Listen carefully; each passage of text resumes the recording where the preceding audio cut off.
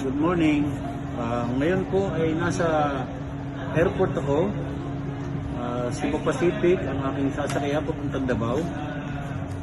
Hindi ako pinayagan ng airline dahil wala daw po akong swab. Pero pinakita ko yung aking card. Fully vaccinated po ako. Kaya lamang pinakita ko rin yung protocols for fully vaccinated individuals.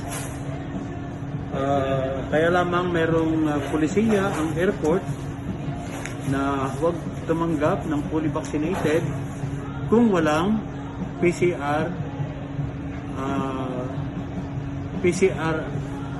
test. Negative swab test. Kaya bakit po natin gagamitin yung card na ito na fully vaccinated? Kaya dahil ito ay walang kwenta, ay sinisira ko na to.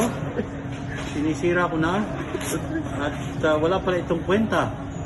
Walang kwenta ito. Kaya ibabalik ko ito sa mga may nagpo-promote ng vaccination. Unang-una, sinabi dito ng ating mga tagapagsalita, si spokesman Harry Roque, na ang fully vaccinated individuals did not present swab test results if they want to travel within the Philippines. The IATF, for the Management of Emerging Infectious Diseases,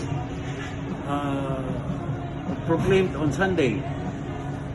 And so, dahil itong protocol na ito, wala din palang kwenta, sinisira ko na din. Sinisira ko na din itong mga pulisiya ito ng gobyerno. Yan. Patatlong beses na ako nag-try na pumunta ng Davao.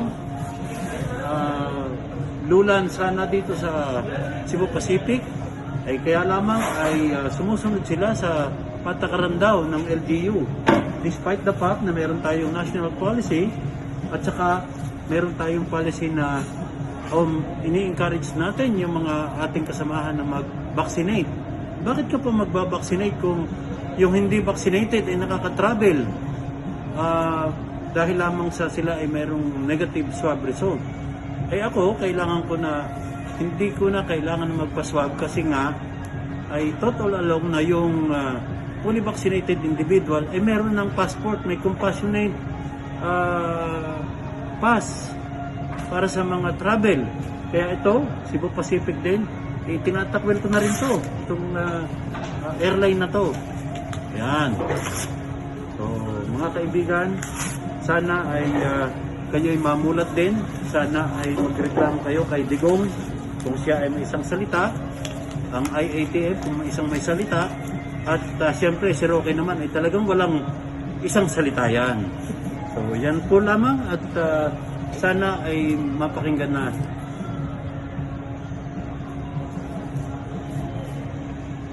Ikaw po ay si? Ako po ay si Armando Manito Palihon ng UP College of Forestry, retired professor. Yan. Okay.